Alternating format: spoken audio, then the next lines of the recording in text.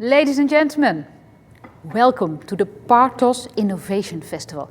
All online, we're so happy that you are all here. Over the next 2 days, we want to hear from you, we hope to learn from you, and we want to get your questions for the speakers that we have invited here in the studio. It is a very interesting time to be here, and we hope to communicate with all of you. But first of all, my name is Monique van Dusseldorp. Let me introduce my sidekick, my co-host, and the director of Partos, Bart Romeijn. Bart, why are we here? Well, as you said, thank you, Monique. We are here for the Partos Innovation Festival. And also on behalf of Partos, welcome to all of you. And a great welcome because you're from more than 50 countries. That exceeds our expectations, and it's great to be together. It's not just the technical internet that connects us. It's the dedicated drive for a better world which unites us. A better world as embodied by the Sustainable Development Goals. A world where we treat each other as equal. A world which respects nature. A world with justice and peace. A world with an economy that serves the people and respects ecological boundaries. And not an economy where people work for the economy to accumulate wealth at the top and enlarge the difference between the rich and the poor. That basically is what brings us together. And this pursuit for a better world, it's not an easy job. We need everything to mobilize everything we have. We have to unlock and harness our full potential, including digital potential. Let's be guided by a civic pact. A pact based on 4 pillars: power, accountability, compassion, and trust. And power is our critical success factor, our countervailing power, our collaborative power, and tapping from an endless source, our creative power. And accountability relates to being accountable to our stakeholders, more than to our shareholders. Compassion is compassion with those who are most in need, those who have no or less access to governance, to resources, to services, to justice. And trust, let's earn our trust by being integer. Let's trust others as they trust us, as we like them to trust us. And let's be trustworthy in the use of our means and tools, including data, information, and digital technology, which brings me to the topic of this festival, the digital civic power. We have a group of brilliant and passionate panelists, speakers, to start with Kitty van der Heijden, heading the international cooperation of the Ministry of Foreign Affairs, which, by the way, the Dutch Ministry of Foreign Affairs has already a long stand on supporting and strengthening civil society in the global south. We also will be taken by participants from Latin America, Africa, and Asia, where they show their very inspiring digital innovations. And we all will be engaged in a digital journey, where Partos members and a group of external experts prepared for this festival. I'm not going to elaborate the festival because the content, this is the program, this is the content of the program, but what is the essence of the program is you. Your engagement, your individual engagement, and your collective engagement. So let's engage, let's share, let's learn, let's inspire each other, and let's hit the uphill battle road. Enjoy the festival. Thank you. Well, thank you so much. I mean, we're going to save the world together, ladies and gentlemen, but how are we going to do this? Well, over the next 2 days, we have a digital platform, and I want to explain to you briefly what you can do before we go to our first speaker. Now, look at the screen. On your right, that's over there, there's 3 tabs, and we're going to teach you how to use those tabs. Go to the poll. Do you see the poll? Okay, it's over there. We have a really basic, simple question for you, just to test, just to test a little bit if you know the system. So, where are you today? Half the world's in lockdown, the rest is wandering around, spreading the virus. Where are you today? Are you at home? Are you in the office? Are you outside? Are you elsewhere? Okay. I'm really curious now because you have answered the question. Who sees the answer? Okay. Well, let's try the second question. So somebody's going to tell me the answer right now. Let's try the second question, which is a much more important question, of course. You know how it works. Okay, where are you on your digital journey? Are you a beginner who says, I love this, I want to know more, tell me about it? Are you on your way already? And you say, of course, digital tools, we use them all the time, part of our strategy, of course. Or are you actually ahead of the pack? You don't only use digital tools, you develop them, you make them, you own them, you know where things are going. Where are you on this journey? Beginner? On your way? Ahead of the pack? What do people say? I'm asking my sidekick. Can you see this? No, I can't see it. Sorry for that. I wonder who can see the results of our poll. Now let's move to the other tab that we have. There's the chat channel. There's a chat channel where everybody can put messages. And I would love for the people that said, I'm ahead of the pack, to right now put in the chat channel what they are doing. What is it they are developing? Share your story. Share your link, share your project. That's what the chat is for. The chat is also where Partos people are to help you. You can ask questions. You can ask each other questions. You can comment. We'll put links there that are connected to the talk. So keep an eye on the chat. You know, you can watch the video in the chat at the same time. Things will happen in the chat. And then last but not least, there's Q&A. And Q&A is where you put in a question for one of our speakers or for all of our speakers. Not everybody sees this. We see the questions. And then we'll put the questions to the speakers. So if there are questions directly to us and the speakers, go to Q&A. If there are things for everybody, go to chat. Now, I hope everybody has figured this out by now, because then we can start with our first speaker. And as already mentioned by Bart, Kitty van der Heijden is Director General International Cooperation at the Dutch Ministry of Foreign Affairs. She worked before at United Nations, was an ambassador for sustainable development, and in a world ravaged by COVID-19, she's going to talk about digital civic power. Kitty. Thank you. Thank you, Monique, and thank you, Bart, and thank you for joining online on this incredibly important day that Partos is celebrating innovation. Thank you also to the Spindle for having organized this. Now, I very gladly accepted this invitation, first of all because it's great to see good friends again, but it's also great to connect with so many of you and to strategize around what I think is a really crucial theme. Digital civic power, could it be more relevant or timely? Because what a strange world we live in, as Monique said. The world is in turmoil.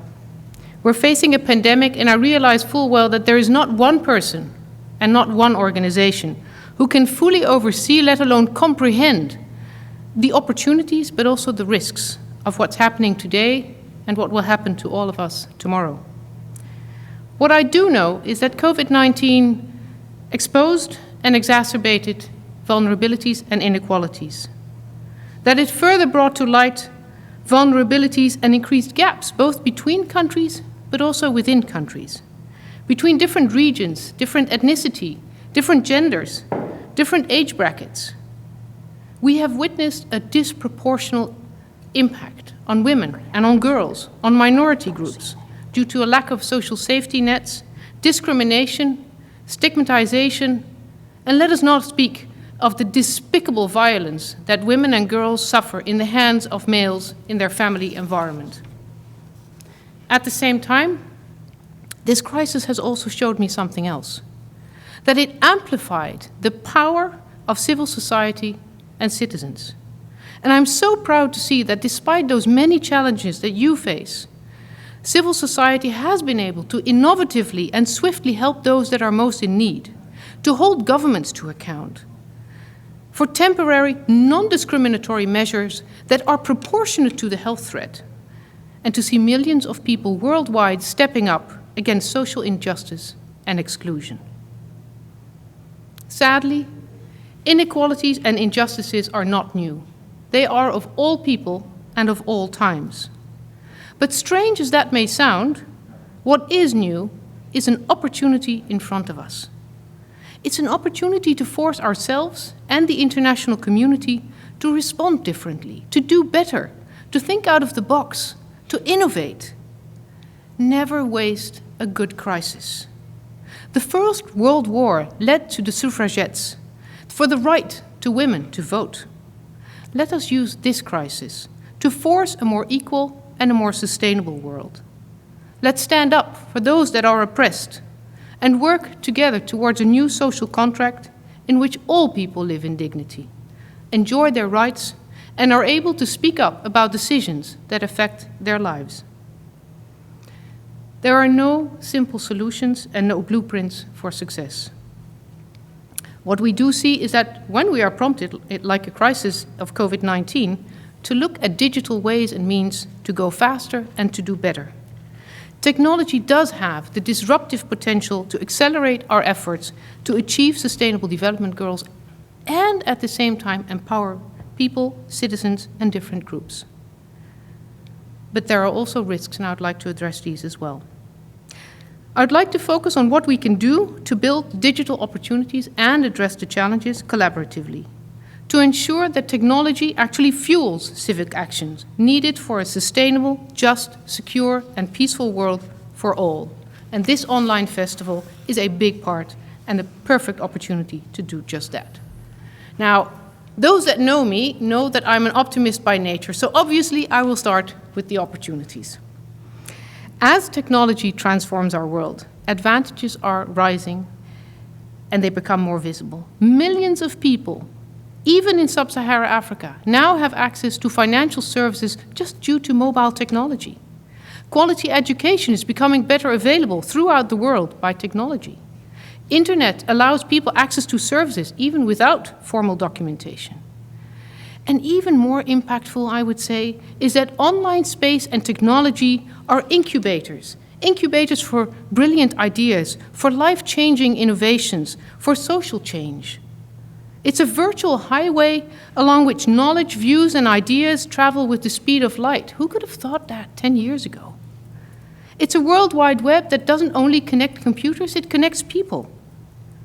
People living in different corners of the world, but people connected by one vision and by one dream. A life in dignity, a life in freedom, free from want, free from fear, free from oppression. And by using online platforms, people have the opportunity to access information, to share what they consider is right or just, and to set collective action into motion. Think of what we saw in recent months, the anti-racism movement powered by online mobilization that shows that people just have enough of the injustices. They speak up and they act up for change. Civil society partners have shown the potential that digitalization holds also for other development purposes. For example, in my portfolio, we use mobile data to inform sub-Saharan farmers when to plant and when to harvest. We can give them information about weather. We've used that to hold governments to account for green policies or inclusive policies, or to identify corruption. One of our partners in the Voice program, a partner in Uganda, Albinism Umbrella, uses GPS data to identify where people live with albinism, so they can connect to each other, they can support each other, and together mobilize for better policies. I'm very happy to know that Spindle actually has been an innovator and a forum in which those types of innovations come together. And I'm sure all of you that listen in or are here in this room have either used that technology or are actually developing new technology that help people to achieve the development goals. But I'm not naive, and I know there are risks too. So let me address two risks that I think should be front and center in any digital policy that we together devise. One, digital exclusion. However exciting the promises and the actual showcases, digitalization does not automatically translate into prosperity for all. Some of the developments in digitalization actually are a cause for very serious concern. Half of the world's population still has no access to internet, in no small part because of endemic energy poverty. The digital divide that exists and continues to exist across demographies, geographies, areas, gender, class, ethnic background, differently abled persons is extremely worrisome. Because the tech industry is actually dominated by males, mostly Asian or white Caucasian males, which misses out countless other experiences and perspectives. Very often, technologies poorly address the needs of poor people and women. We need to think of all people using digital means. Risk number 2, shrinking online space. We've also seen a very rapid and worrisome trend that those that are not that comfortable with the democratic potential of technology and online spaces lash back at civilians that use them. In the name of security, or in recent weeks, in the name of health, we're seeing more and disproportionate restrictions being placed affecting civic space both online and offline. Technology is now being used to strengthen authoritative power, to silence dissent. It's a very slippery slope, leading governments and companies to censor information, to block access to internet, to violate privacy, and to use surveillance for their own interest. And online spaces are becoming a breeding ground for anger, for divisions, and for political goals. Fake news, incitement of hatred, harassments and bullying, and manipulations of the public opinion, unfortunately, are not uncommon. I'm very worried about this trend. We very much depend on the digital platforms and the tools to obtain information, to seek connections to others. And very often, when offline possibilities are exhausted, the online platforms are the last safe space that people have for dialogue, for dissent, for connection, to share ideas, to exchange thought, and to speak up. We must protect a safe online space for everybody.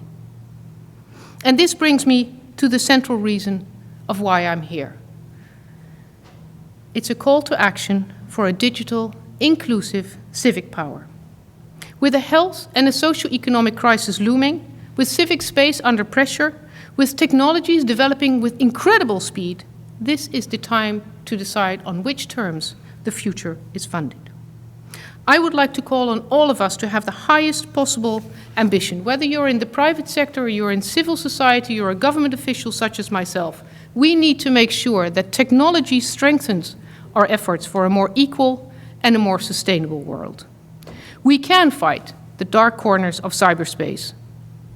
Which brings me to 2 final points I wanted to make. 1, we must work together with local organizations and citizens to grasp the full potential of digitalization for civic action. It's digitalization that can help shift those power balances and put the people in the front line in the driver's seat. Technology can enhance the position, the influence, the agencies of individuals and groups, here and beyond our borders. And if done right, it allows people from any community, any gender, any geography to develop solutions appropriate for their own needs and their own aspirations. Let us strive to have a more diverse group of people developing their own digital solutions. Together we can ensure that the pie doesn't only grow bigger, but that it becomes more colorful and more inclusive. Second, we must strengthen a vibrant civic society and work towards broad coalition to ensure online spaces are protected and that technology is used responsibly. There are 3 things that civil society has that I do not have as a bureaucrat. Civil society's countervailing power that can point at damaging processes and measures, may that be polluting industries, suppression of speech, or harmful usage of data and technology. Use that countervailing power. You, as civil society, have a convening power that bridges different interests, different geographies, and translates into solidarity for inclusive measures, both at the local and the global level. And lastly, it's the inexhaustible collaborative power of diverse, bright minds in civil society, in and out of this virtual room, that can find creative solutions and use digitalization to bring the SDGs closer, not further away. I cannot encourage all of you, here in this room and in the digital space, to pursue the challenging work and to collaborate on the issues that I addressed today. I'm really looking forward to the strategic partnerships that we will launch from January 1st. It's an envelope of no less than 1.3 billion euros to ensure that civil society can play the role in the world that they need in a politicized, polarized world. You can give a seat at the table to those people that are poor, that are oppressed, whose voices and whose interests are often ignored. Together, and with digital technology, we can, we shall, and we will amplify those voices. I am not naive. This is not going to be easy. It will require hard slog, dedication, perseverance, and a lot of collaboration. But I challenge you to be ambitious. I challenge you to be guided by Michelangelo's wisdom. The bigger danger for most of us lies not in setting our aim too high and falling short, but rather in setting our aim too low and making the mark. The poor and oppressed in this world demand from you nothing less than the very best that we can give in a safe digital world. Thank you so much. Thank you so much. Thank you for that inspiring talk, also pointing out a lot of the difficulties that we are going to face. I'm looking at my sidekick here. Are there a lot of questions from the audience, Bart? Well, it's two set of questions. One is about the sound, but I think that's related to the connections people might have. But the other one is a big question, and that relates to ambition. There is a question, how can governments and civil society act together, team up, vis-à-vis the big giants? The Facebooks, the Google. Yes, because our tech world is of course owned by big commercial companies. Those are the platforms we live in and we use. And how can we counter that, or should we? What should happen? Look, I think it's the role of civic society to challenge them. It's the role of civic society to make sure that tech giants serve the interests of all and not just the interest of a smaller group. Now, one of the things we could do, and it's actually a project that we fund, for example, is the International Center for Non-for-Profit Law. What they do is look at norms and standards that we need for, let's say, artificial intelligence. Now, artificial intelligence, in principle, can be a force for the good. But if used wrong, and if laws do not protect people against those wrongdoings, we're actually going the wrong direction.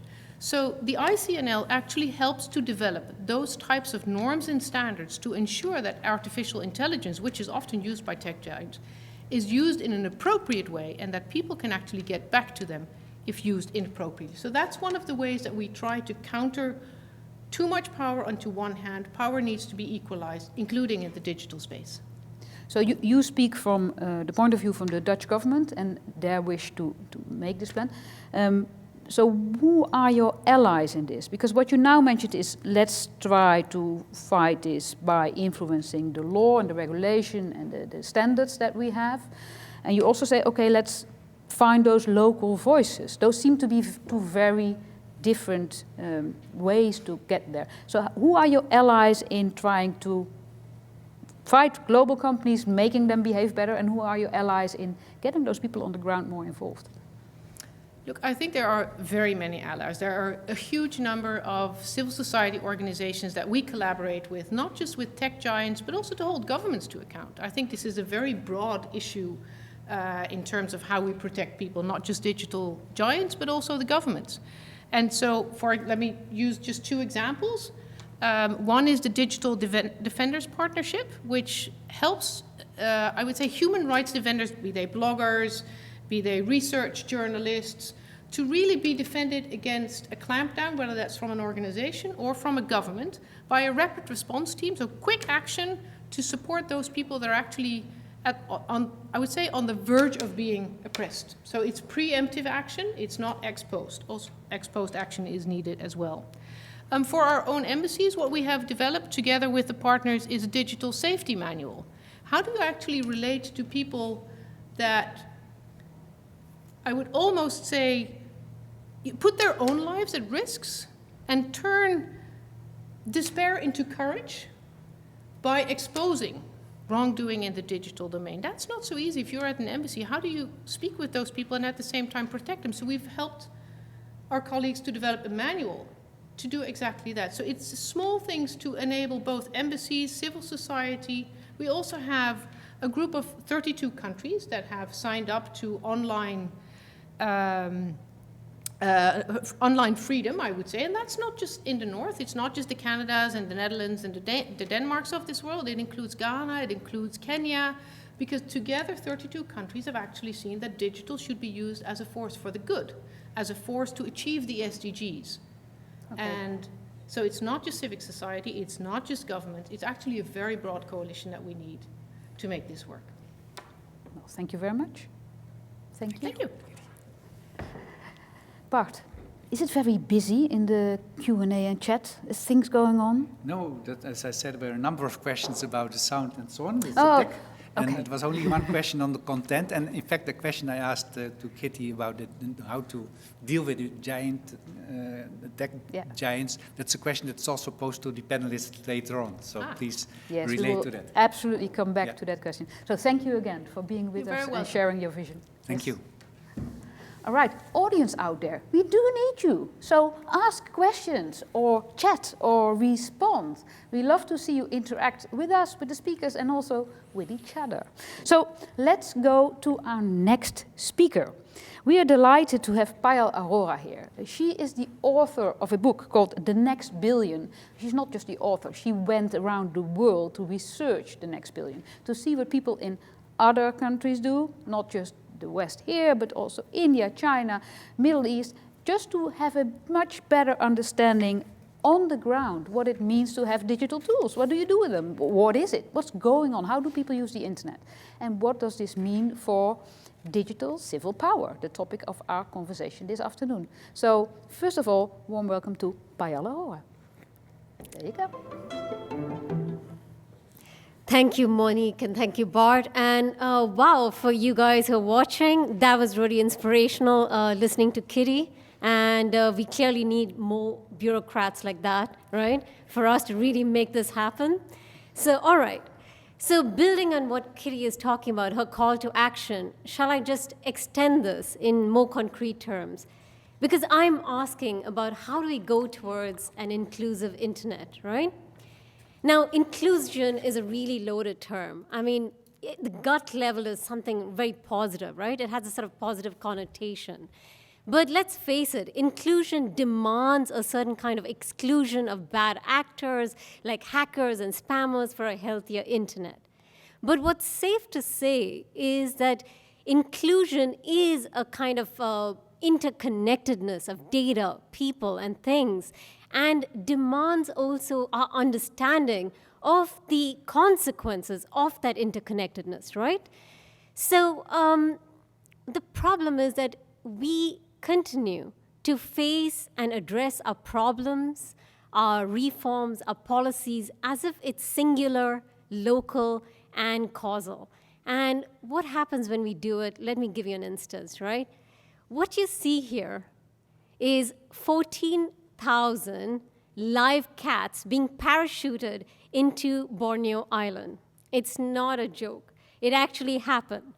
1950s, the World Health Organization decided to do good, okay? Because what was happening there was that there was malaria amongst the people of Dayak, and so World Health Organization decided to help out by spraying their lands with DDT toxin, which indeed did kill the malaria, but also pretty much killed all other living things, it felt like, right? A lot of little creatures, and it moved up the food chain, which basically killed all the cats and resulted in the proliferation of rats. And it almost sounds like a Monty Python sketch, but anyway, hold on there, right? So, and that basically led to even bigger problems of typhus and the plague. So, what's the point of the story is that we are looking at wicked problems such as this. Much of the kind of problems we are faced with, which are really of matter to humanity, are deeply wicked problems, which is basically, you can't see it in very singular terms. You have to look at the ecosystem of relationships to see how it can spiral out of control, and be very careful of the hyper-solutionism that whether it's digital tools or any kind of quick measures can offer, right? So what are the big problems we have today at hand, whether it is a climate crisis or the pandemic, which is a global health crisis or data governance, right? And these are major wicked problems, and we need to resolve them. And what we're getting instead of, like getting a stamina and, pulling up passions for global alliances to redesign and reimagine these sort of interconnectedness of institutions, is we get something like this, which is called the Clean Network by the Americans, which is basically a sort of a Bush era, are you with me or are you against me, right? The sort of Hollywoodized good, bad, and ugly kind of demarcations of what a good internet looks like. So here's a problem, right? Because you cannot offer trustworthy systems based on identity politics of if you are my ally, you're a good actor. If you're not, you're a bad actor, which is very much under sort of nationalistic terms. What we need is an offering of a sort of a global standards based in alliance with the values we hold dear today, sustainability, ethics, so the drive of like rights and instituting these kind of global measures, right? So we really need to move away from these kinds of clean network propositions. Now, Europe is definitely doing a better job with, say, for example, GDPR. And, of course, it's a work in progress, but it was a really first legitimate comprehensive measure where it put the citizens at the center, and it was not about market-oriented reform, right, which is offered by the Americans. But Europe has still got a sort of fortress mentality. Look at the reports that are coming out right now about European vision of the future of AI. Look at the number of times they've mentioned the European values as if it's something distinct from universal values. This sort of exoticization or sort of fortressing that Europe wants to contain rather than collaborate. And that's a problem, you see, that really should be addressed because we need to look outward. And let's face it, being the global governor doesn't cut it because people don't get inspired by the stick without the carrots, right? I mean, we need a different kind of vision of collaboration. So the problem is the traditional aspect of mindset amongst many of the European reformers is about looking at the world outside the West in very binary terms, often from colonial times. Either they are the poverty porn narratives about they are on the brink of starvation and they need to be rescued, so they're like beneficiaries that need help, or it's like Jesus Christ, they're going to take over and they're going to swarm us, and we need to have this fear and protect our European citizens. But let me reassure you, this is a tiny sliver of what represents the rest of the world, which is full of creativity and a hunger to make change and enormous amounts of energy to do so. And with Europe and Europe's focus on quality and value-centered design, there can be a serious counterforce to Silicon Valley and real alternatives in tech design. Because let's face it, a number of countries, whether in Latin America, Asia, Africa, have come a long way from its colonial sort of rubric, right? They have shed that identity.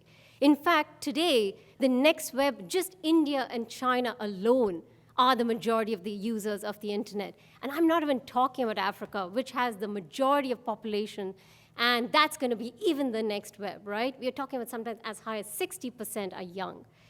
And, as Monique was bringing up, I've written a book based on more than a decade of my work with users and communities out there in Latin America, Asia, Africa, and what they're doing with the internet. And let me reassure you, they have so many ideas. You just have to attend to them. You do not need to reinvent the wheel, right?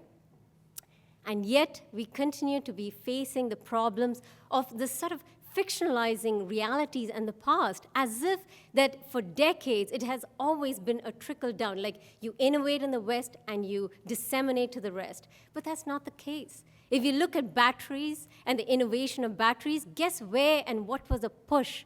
It was because of the global South countries, because they didn't have access to electricity, and mobile companies and telecom realized that if we want to capitalize on the economy of scale and be successful in this, we need to offer long battery life.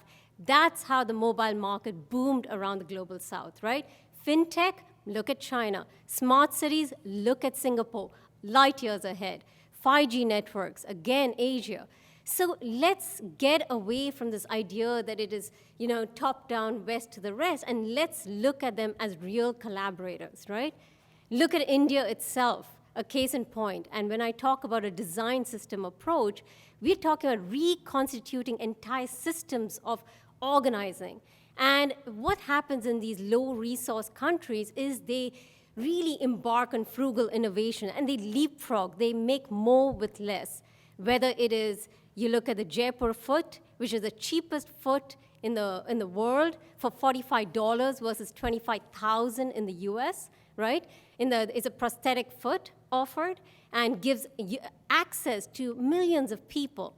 Arvind Eye Clinic, which has operated 8 million surgeries, 50% of them free, and that has really moved towards universal healthcare in more ways than anything you can possibly imagine. And then you have Geo, which has totally disrupted the data market in ways and offering extraordinarily cheap data for much of these next billion users coming online, and thereby transforming and really pushing forward the inclusivity, right?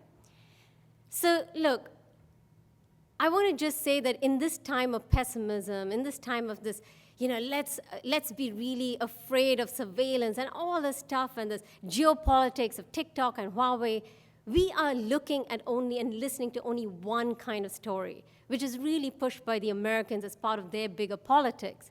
But let's listen to the other stories, right? Even a few years ago, Harvard itself was celebrating Huawei as a case study for the world to see. Why? Guess what? Did you know that Huawei is an employee-owned organization? It is one of the top telecommunication companies in the world, and the CEO owns only 2% of that company. So, in a time where Bezos and all the billionaires are getting richer today in the United States, consolidating the destruction of the free market, we have Huawei as a case study that, you know what, maybe you can have a different kind of governance of technological companies, which could create much more equity. TikTok is kind of disrupting the way in which algorithms can break out of filter bubbles and do it with very little data, which is in alignment with data minimization of the Green Deal. And I'm not saying these are great companies as whole, but let's not throw the baby with the bathwater, because a lot of startups around the world, in Africa, Asia, are really desperate to learn how on earth did a relatively poor country like China manage to yield so many, world-class startup technology companies that became so massive and went against this oligarchy, which is in the Silicon Valley. So let's get some answers, and let's understand that pessimism is a privilege. Nobody gets inspired by pessimism, right? If you go outside the West, people are absolutely enthusiastic because the internet is giving them access to a few more choices than they already have. And that really matters because mobility is driven by the fuel of hope and only hope, right? So let's start engaging the world by stop being just the governor, right? No stick and sort of preaching down, but actual collaborators of co-creation. Let's stop talking about European values and focus on universal values and looking at a shift from utility-driven to aspirational. And this is how we will get ahead. And with that, thank you very much. Well, thank you so much. There's a lot to talk about, and there's a lot you mentioned. First of all, as a European, I actually adore the idea that our values are the universal values, but they are opposite to Chinese and American values, right? There's still something going on in the world where huge powers have different views of what the digital world means, how it should be organized, and who owns what. So is there an alignment Europe-Africa in the making? I mean, how do you see this developing? See, I mean, the whole conversation about values along nationalistic terms is really problematic because, look, I'm an Indian. I've been in the U.S. I'm living in the Netherlands. What values do I have? Am I a person with no values? Have I watered down? Do you know if wherever I go, I water down my values because I'm not Indian enough, Dutch enough, American enough? It makes no sense, because what it does is it divides people by nations. And here's the thing, we need to separate the people from the state, because majority of states are authoritarian to semi-authoritarian and do not represent the people. Patriarchy does not represent its people. So when certain decisions or the structure of institutions are set against half of the world's population, which are women, it is clearly not, traditional values, whether it's from Asia or Africa, the women need to be put in place, even though they would claim it's an Indian value or a, Asian value. It's not. It's not an African value. So I think there's a lot that we have in common which we need to focus on, which is about we all want more safety, trust, joy, passion. And these are universal values, isn't it? So Absolutely. But if you look at the digital fight going on now, where you could, and I'm absolutely generalizing, the United States, companies first, China, government influences everything, Europe, Africa, whoever, maybe citizens play a bigger role here, or a better point of view. At the moment, the other two are winning. I mean, they're also fighting for Africa, for instance. The Chinese and Americans are both now looking at Africa. They want to own the data, they want to own the infrastructure. What can we do? Well, maybe to start with, the media companies need to become much more sensitized to the way in which we are framing this. Look at The Economist. The cover of The Economist talked about the scramble for Africa, evoking the same kind of colonial discourse of who's going to carve Africa next and who's going to be the winners this time, which is totally tone deaf. And this is coming from a high-quality media outlet, right? So let's just say that we need to all take our responsibility as media institutions, as leaders, and to understand that, yes, however formidable this is, as Kitty brings up, it's an uphill battle, and as Bart says, in spite of that, we need to charge ahead, because this is this is going to unify us in more ways than one because of the formidability of these problems, right? So, yeah, I'm still very optimistic, but I do not think that the media represents the situation, nor does the technology, say, things that go viral, for example, because it's a minuscule part of the population that is the most active, whether it's on Twitter, which can sort of skew our understandings of what it represents and who it represents on, from the planet, right? But has a lot of influence. There was a question from the audience, Bart. It's, in fact, Kitty already referred to the shrinking space, also in digital terms. And there's Jeff Okeo, who's very persistent in the question. And I personally liked very much your optimistic and activist attitude. And let's not stick too much towards problems and so on. But he's persistent, and he asks how to deal with restrictive governments that deny access to digital tools, that restrict the space.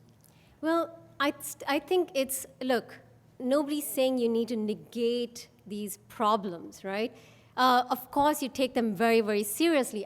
One is we have a balanced conversation. We can't be completely blinded by the negativity. But here's the thing, do not look at a state as an entire monolithic entity that you're dealing with. For example, every country has firstly, the policies often get instituted in municipalities, often at the state level, sometimes in a tiny regional level. So there are experiments going on across different countries, and they're always good leaders. You need to pay attention to who's doing interesting work and create alliances with that. Because there's no a China, a India. There's many Indias, many Chinas, because there are zones of innovation, zones of oppression. So when you have polls which say that, 70% of the Chinese actually have very good experiences with the internet, they probably are true, because they're in particular areas, based on their identities, based on their access, etc., they do have better experiences, and others don't, because China is also very fragmented, as many of the other countries. Just like you don't talk about Africa as a one monolithic entity, you can't talk about even a nation in that. Nor will you talk about the Dutch, right? You can't say, what is the Netherlands? Can we say it in some sweeping way that the Dutch are one thing? No, right? They're blunt and I mean, let's just say Rotterdam and Amsterdam itself can't come to terms. So you know, let's just admit that we should just stop trying so obsessively to talk in national terms and look for much more of a inter-organizational, and actually be humble in your alliances.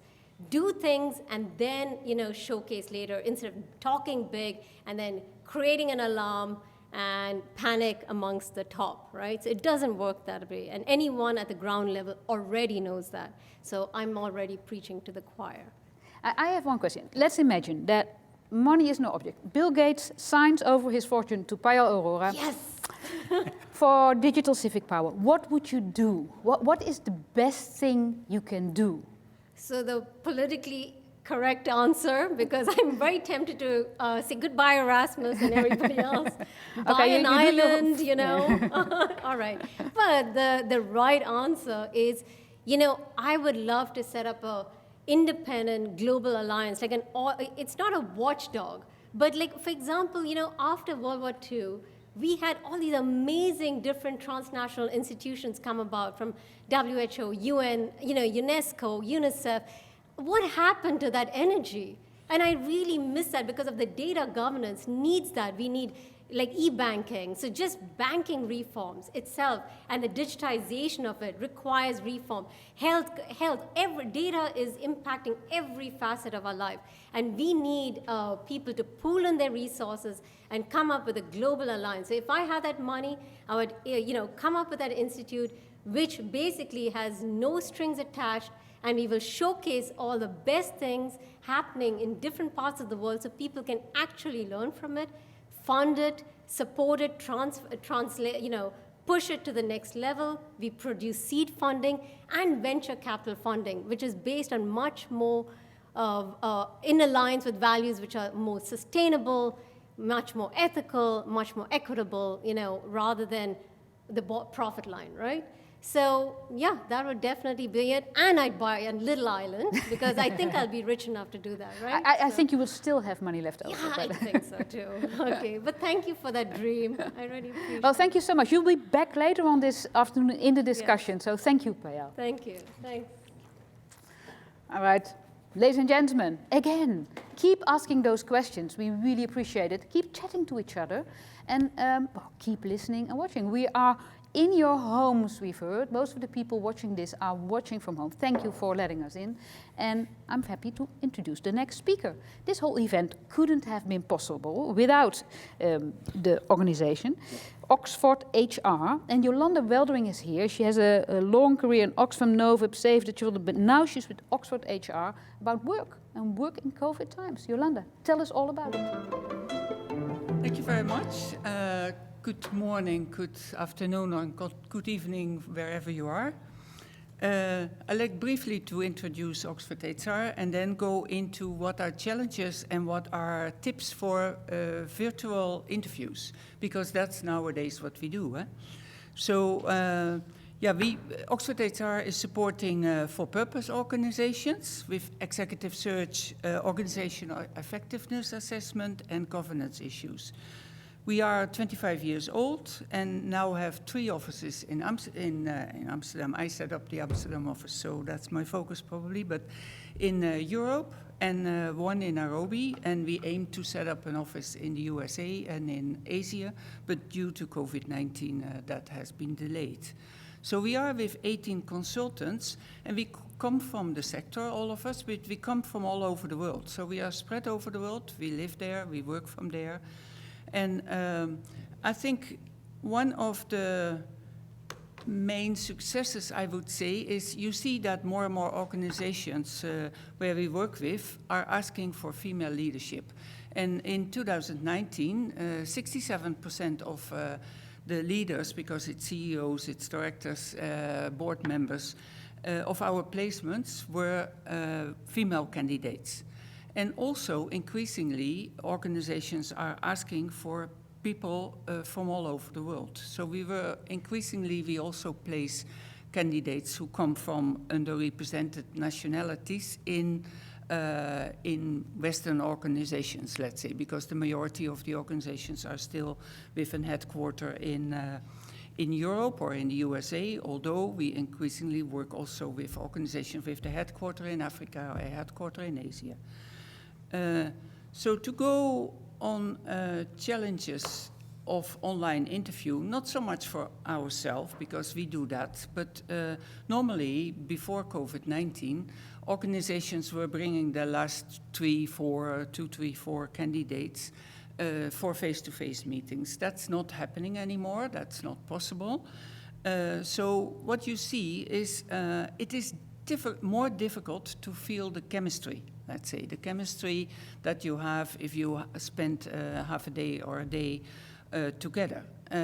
So you have to find other ways of doing that. So we will, I will say something about it. What you also see is that extrovert people are usually doing better in online, let's say, than introvert people, while it's not that those are the best for the role, let's say. So you have to be aware of those biases that you might see. Also, talking in a other language which is not your own language, or talking in different accents is sometimes more difficult to understand online than that it is if you have a face-to-face and you interview. So we see also that there are some delays in procedures because organizations feel more uncertain if they cannot bring a top candidate, let's say, to meet. So that is also an aspect what we see. And then there are connectivity problems. I would say we work from home, and not everybody has the best bandwidth. So if you have a lot of people in a panel that have not a good connectivity, you see freezing images, you see distorted voices, you see half faces, so not everybody is good enough. That's no problem if you are in a team and you chat with your teammates because you know each other. But if you are a candidate applying for a senior position, then it is an issue because you don't like to come across as somebody who has the mouth open, let's say. So, some tips from our experience.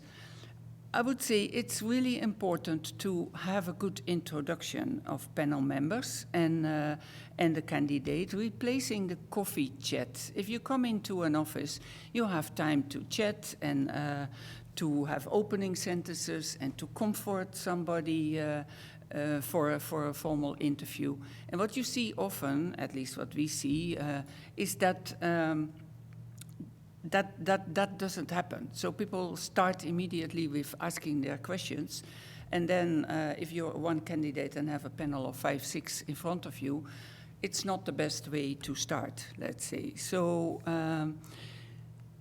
yeah, so in that sense, it's important to really inform, and we do that, but for those who are in organizations, it's really important to help and prepare a candidate to do well, to look in the video, let's say, and to have a good connectivity, and that the image is half of the work to be done. So I had, by example, an example where an African woman was one of the final candidates, and although I tried to explain to the organization to have a diverse panel for the candidates, it didn't happen. So you have 4 white men at the other side of the video. You're an African woman. And then people switch off their video, so you don't see them. So how do you think that would work? Because you don't see the interaction between the panel members. So there are all kinds of things which you have to be aware of, which is different if you work online. I think over the years we will learn this, but it's really important to do that now already. So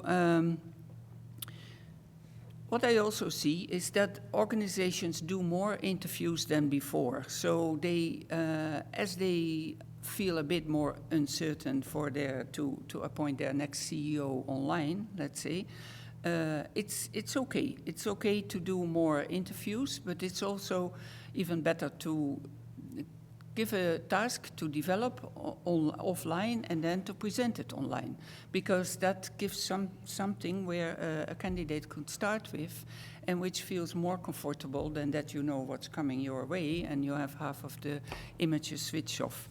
So that is better, that works better. Also having smaller teams, let's say. So have 2 to 3 people and maybe another interview also 2 to 3 people. And you don't have to save on time because you save travel time from South Africa to Europe or from United States to Bangladesh or whatever. So in that sense, time enough, but so don't save on that.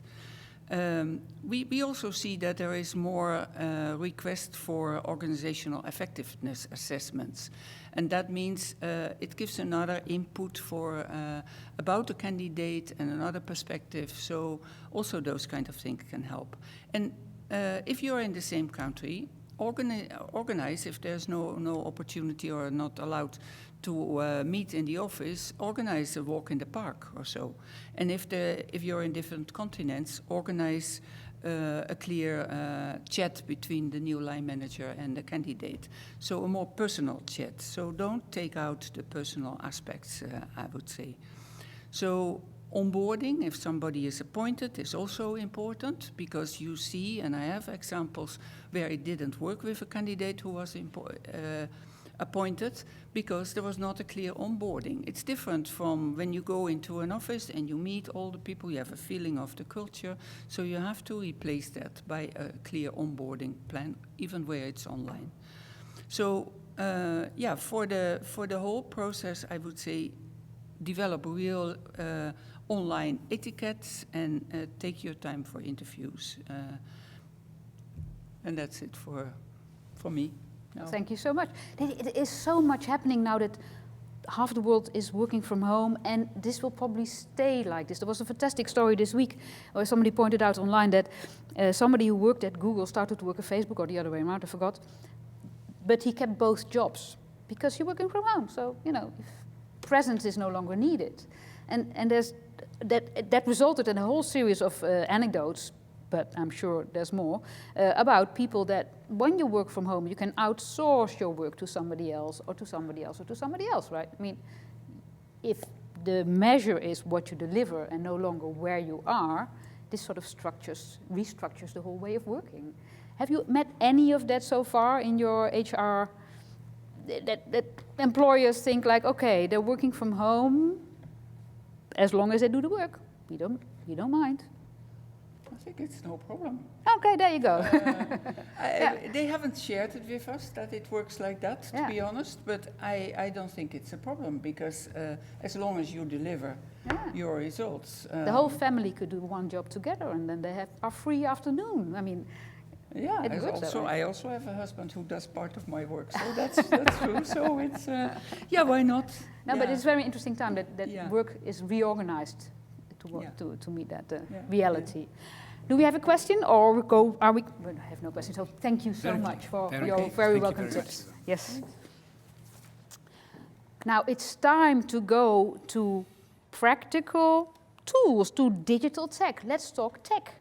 Let's talk about what kind of digital tools are there and how they could strengthen civic power, digital civic power. And for this, we have 5 people in the end, but we're going to, because of all the COVID rules, we only can invite 3 at the same time. So I'm going to invite to join me at the table our first 3 speakers, Jeroen van der Sommen, Anand Chamba, and Sander de Jong.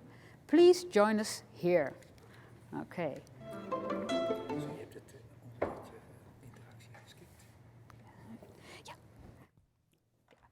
Great. And my sidekick here was just asking about the interaction. We asked the people in the beginning, our poll, and in the beginning we had a poll that says, are you a beginner, are you getting there, or are you winning, are you developing digital tools? And 33 people actually said, we are developing digital tools. Now, share those in the chat so other people can see them, because they might want to use them. Group 2 might want to use them, or Group 1 might say, oh, I didn't even know that existed. I'm learning something here. So while we talk, do the real work in the chat. That's how conferences work. You know, we are in the main room and you're in the corridors. So guys, use those corridors. Work them. Okay, who do we have here? We have somebody who knows all about data. We have somebody who knows all about social media, and we have somebody who knows all about blockchain. Now, probably these three guys know also a lot about each other's work, but let's focus on how these different digital tools can help.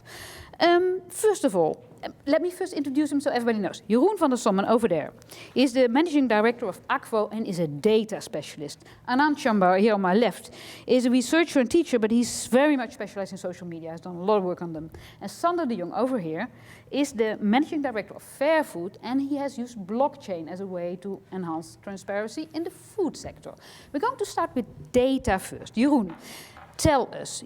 We had a conversation before to prepare this, and you said, okay, the role of data needs to change. How does data in this sector now work? How is it used and utilized and prepared and delivered? Yeah, first of all, I think we all realize here the importance of data. But we know also that we need to make better use of data. But we are only at the starting point to unlock the full potential of our data. I mean, we realize data is a strategic asset, but to really make it work in our daily practice, it's hard, because it will transform your organization. To give you an example, often most of the time in the development sector, we think projects. So we collect data because we need to show impact, we need to tick boxes, we need to count people, but that's not really using the power of data. It's more like an accounting thing. At the end of a 4-year project, you need to show your sponsors, this is what happened. That's exactly. how you collect data. And even worse, after the project is finished, most of the time, these data evaporate. Yeah. While there is huge potential in these data, if you keep them right, if you allocate them in the environment where they have been collected, with the community preferable, it can be a very strong potential for development. Now, data is, of course, a pretty vague, all-encompassing term that we need to, I mean, everything is data. You had a very strong example for Mali, right? Could you tell what are you collecting there? Yeah, Mali is a good an example of the transformation process. For example, a government has to go through to really make use of data for decision making. Now, maybe first explain, what do you do in Mali? What we did in Mali is just very simple, make an inventory of all water infrastructure in the country. Because where are the wells, where are the water systems, do they function, what is the price people pay for water, all these basic things. And then you have only a starting point, because you need to interpret these data, you need to use that data in planning, you need to use these data to serve the most vulnerable, the white spots in the country. And if you have done that, then the next step is you want to follow this. You need to monitor. You need to have a structure at a country level that regularly get data out of the field of good quality that can adjust your policies and operations. But let's take it one step back. So the Mali government says, okay, we want clean water. And let's call Jeroen for the data. How does that work? I mean, how did you get involved in the Mali water data project? What happened? We get involved when we started with UNICEF with a pilot to show how you can use all kind of nice data collection tools in the field. And when we could show that it was very practical and fast and cheap to collect data, to have data available, because before there were no data, then we could show them the impact that these data had.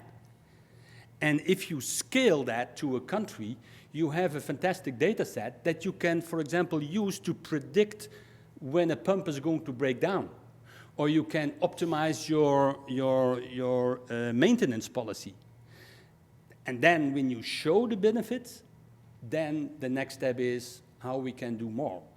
What you explained to me, and I hope you can mention it here as well, that one of the problems of data, and in this case the transparency, is that, of course, the government itself also has to be prepared to be transparent about how many clean water pumps there are. And I mean, they have to also say, okay, this is data, and other people can see that data, right? They have to not be guarded by the government that Yes, has and been that is voted. part of a process because data usually is being regarded as power. You keep it in for yourself because you can have an advantage with it, but more and more people are convinced that if you share the data, if you promote an open data policy, what we do, you can share the data and others can use that data often in an unexpected way.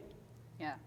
To give a good example, in Mali, because there were data available about all water points in a certain region, a private company, Uduma, came in and said, hey, when I know where are the water points and what's lacking and what is there, I can make a business model based on that data, which is less risky than if I go somewhere where I know nothing about. Yeah, and this spurs development. So how, in this particular case, you say, first of all, there's a, you need to convince the government there's data to be collected and it has to be shared. Secondly, how do you share it and with who do you share it? Is it for everybody? Is it just a website with an Excel file? Or, but you also have to maintain the data and keep collecting the data. It doesn't work if you do it once and then it stops, right? So there's a lot of different factors at play here. Let's focus on the collecting side. So the government has to agree, in this case the government, yes, let's do this every 6 months and send people around. It's very expensive to collect that data. That's a very expensive way, and part of this will be done by the government, regular, with their local officers. But what is very interesting is a new initiative which we set up together with the embassy in Mali, and Paul Tolu, who is now an ambassador in Niamey. He had the problem that I want data on projects that are out there, but I have no access to the countryside because it's too dangerous, because there is COVID, etc. So we set up a network of professional data collectors, young boys and girls who were trained to collect data in a good way, so the quality is assured, and they can collect data on demand out of their own community. Yeah, yeah. And these data are at the same time stored at a kind of community district level. So other NGOs or actors in that same region, they have access to what we know already. And who owns that data? Who is the owner of data? I mean, this is one of the big questions of our time, to be honest. But in this particular case, government collects it, shares it with NGOs, local people help collect it. Who owns that set? The community owns the data. We go there, we collect their data. In the past, and still, we go into a community, we collect data, we leave, and the community never see any of this data. And at the end of the project, once the data UNICEF are project gone. is finished, the data is gone, and the next person that comes in wants to sell pumps doesn't have access. Exactly. And in the vision of a local data collector network, they collect data about their own area for their own development, which they share if possible. Yeah. That's a new concept. You're referring to how you initiated that, and now there is a network of data professionals. What would happen if you or UNICEF or this consortium gets out? Is there really a local basis now to organize this and to manage it, to own this, or is this a kind of foreign support? No, what we are now, we are doing a feasibility study because we believe that there is a data market, and this could be a sustainable business model driven by people who need data in a certain area. They pay for the data, collect it, and stored by the local communities. So if this works, and we have halfway the program and it's very promising, you could scale it up to the whole country, to other countries, as a new way of collecting data by the communities and promote local data ownership. Fantastic. So the local city, local government, provincial government would have access to a database? They would, yes, Yeah. provided all Everybody. kind of privacy regulations are being respected. Yeah. Okay. So a fantastic example of, you know, collecting data and at a local level, local ownership and more transparency. And you could collect any kind of data. It could, now it's water pumps. It could also be It's crop water, at yield, this yeah. moment it's water, it's agriculture, but it can be education, it can be health, etc. And it's happening. And there are young data collectors who have a little extra job and they get paid some money, right? They can make a living out of it. They can actually make a living out Yeah. of it. Fantastic. Yeah. Okay, let's hold it there and find out from the other two speakers what they are doing that is interesting and involves technology. And I want to go to the blockchain example from Fairfood. First of all, Sandra de Jong, tell us what does Fairfood do so that everybody knows. And I should have asked you as well. Akvo, I'll come back to that. But what does Fairfood do? Thank you, Monique. So we are an NGO. We're advocating for the rights of the people who are behind our food. So the most vulnerable groups, the smallholder farmers and food workers living in the developing countries. You have to know that about 3/4 of the farmers around the world live in poverty. We work basically for them. My organization started 20 years ago, really as a traditional advocacy organization. In the last 4 years, we've been changing our course towards the technology and the promise that technology brings with it. Yeah. So using technology for the sake of prosperity, basically. And 4 years ago, we already saw the potential of blockchain. So we're not a blockchain company, so we are basically trying to see how blockchain and the vision behind blockchain can also work for our international food supply chains. So we started with it, not being hindered by any knowledge almost, right? So we knew that there was a huge problem, a lack of trust in international food supply chains. That trust starts already at the beginning of the chain and follows the products all the way down the chain to the consumer, who also doesn't trust the product. And if I can stop you here for a second, because before we dive into what this blockchain example really does and how it helps the people you want to help, you started 20 years ago, and the internet is also sort of 20 years, 25 years. Over the last 20 years, I have heard story after story about how mobile phones would save all farmers and they would go to the market. There's a lot of projects that wanted to do this, but that didn't succeed. Can you explain a little bit what was the case? What happened? Why don't all these very friendly, nice, good initiatives do not achieve what they want to achieve? So, to tell you the truth, we weren't part of all those initiatives. So no, you're an observer. You know them. So. What we see in many cases where things go wrong is that there's a limited scope, limited amount of money, and truly limited idea of what is the true problem that needs to be solved. So in many cases in technology, there's a technology push. There's a push behind a certain idea. Without really validating whether you are trying to solve the true problem. The problem, in our case, the problem that smallholder farmers face on a day-to-day reality. So you see examples where, for example, smallholder farmers receive mobile phones so they can to be connected. And in many cases, these mobile phones were then a few weeks later were sold.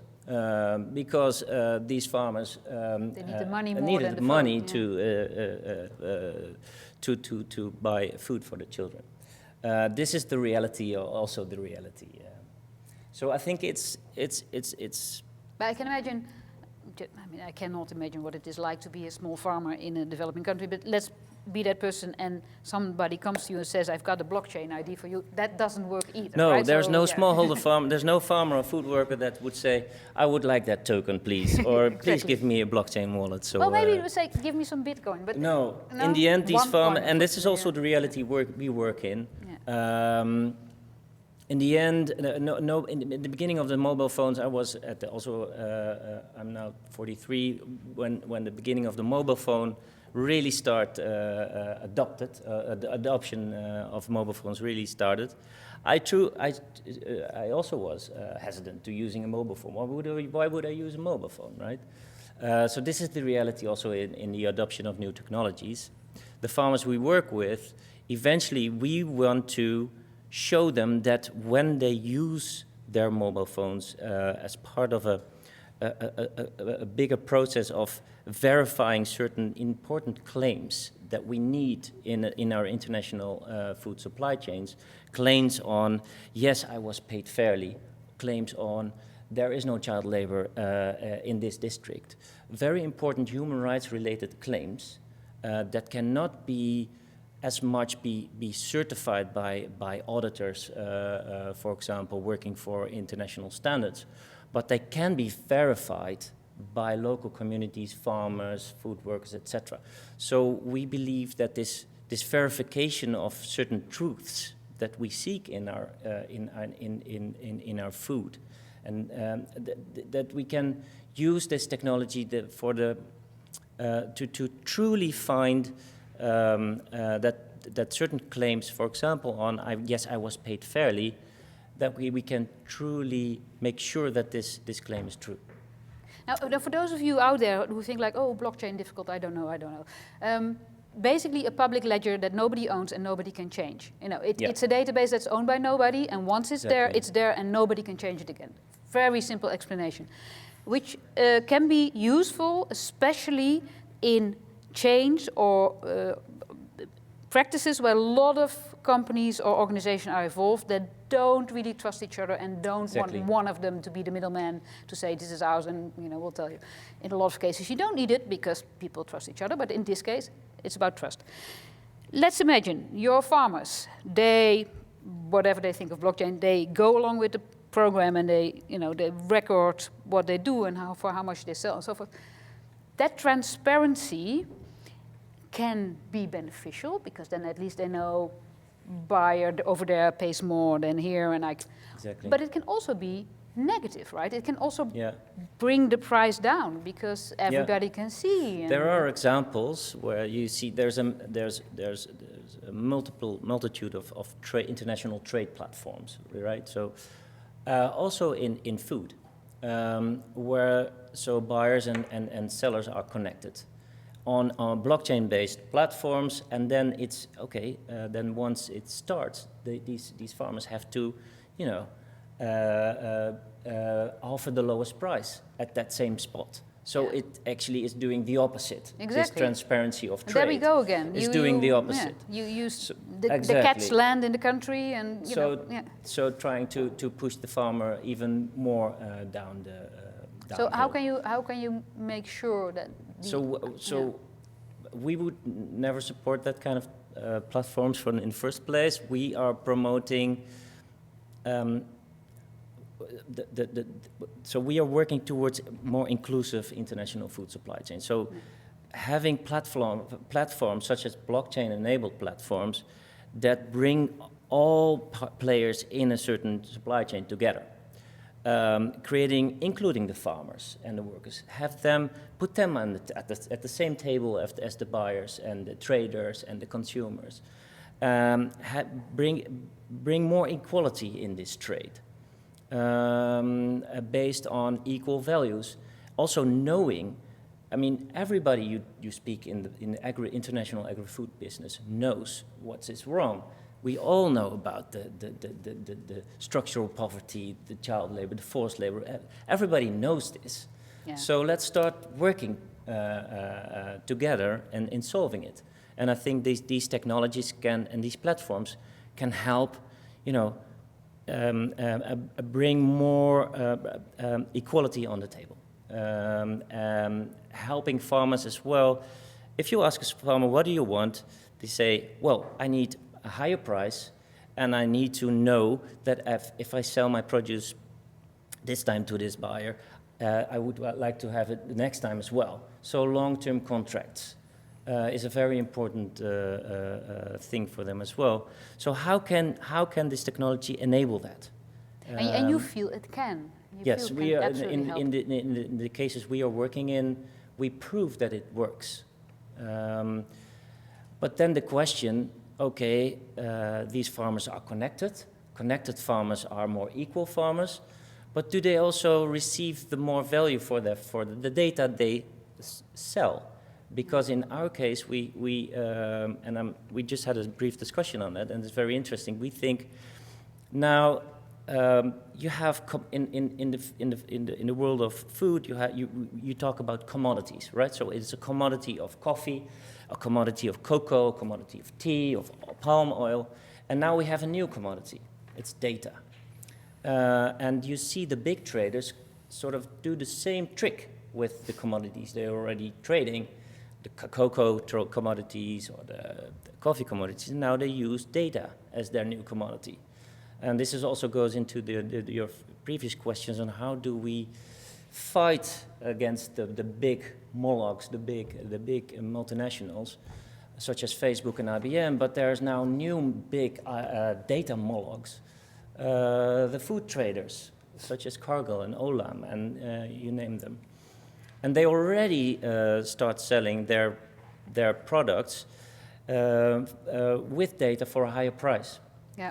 So it becomes the data comes from the farmers, but exactly they give it away for free. So they sort of have a subscription. You want to buy the cocoa without any information, then it's this price. You want to buy the cocoa with all traceable information back to the farmer, then it's a higher price. Huh. And I'm wondering if that higher price is also being paid to these smallholder farmers. Of course not. No, of course no, not. And that's not how these companies exactly work. why we are in the game. It's shareholder value, not stakeholders' value. And this is why we are in the game, and many other CSOs and NGOs should also team up to make sure that this data and this data commodity is for the farmers. For the farmers and not for the. We're going to continue this conversation, but let's move to Anand Chambai. You already mentioned the big giants, Facebook, Twitter, and you're a social media expert, and you've looked at social media. Now, social media, regardless of COVID-19, regardless of anything else happening in the world, everybody who's super optimistic at the beginning of the internet 20, 25 years ago, last year and this year realizes, what have we done? I mean, it's scary what's happening. The influencing via social media, the fake news, it's very scary. Nevertheless, it's also a wonderful tool. So how do you see the use of social media in this case to strengthen civil power? I think it has many purposes. First of all, it's, let's say, make a comparison to fire. Too close and we burn our hand. Nearby and we can warm our heart and body. So it's taking distance but be in the vicinity to use the power rightfully. So with that comparison, I think NGO, civil society can do a lot. But be aware of the goals you have now in 5 years and in 10 years or 25 or 50 years. Or even if you think your organization will finish because world poverty is gone, because that should be the goal. We should finish ourselves. Having said that, knowing the goals means align to those goals. And if you have, let's say, poverty alleviation as a goal, or you have, let's say, sustainable food chains as a goal, or human right protection as a goal, or building strength in society, it means a different approach to using social media technologies, because one is about rapid action, knowing what's going on the ground, having people there you can trust, rely, and measure the things, mapping, for example, crowd mapping in disaster-prone areas, or on the other side, knowing what value is being brought by the farmers and how to use it and give them a fair amount, fair price, sustainable, keeping everything there, or how to use social media to hold governments accountable, human right protection, etc. So knowing these means different uses, different things to know, different approaches, knowing whether you have to focus on security or on openness. So you see social media both as a network, a resource to get information out from the field. True. Which can be heavily distorted, but nevertheless there's a lot of information there. True. But you also can use it to be the interface to a lot of plans and actions and the audience out there. Exactly. It's as a way you will want to use it to influence people, right? We always influence without knowing. We always influence. With this, we influence via social media. So by this, maybe some people will get inspired to do something which is better than we do now.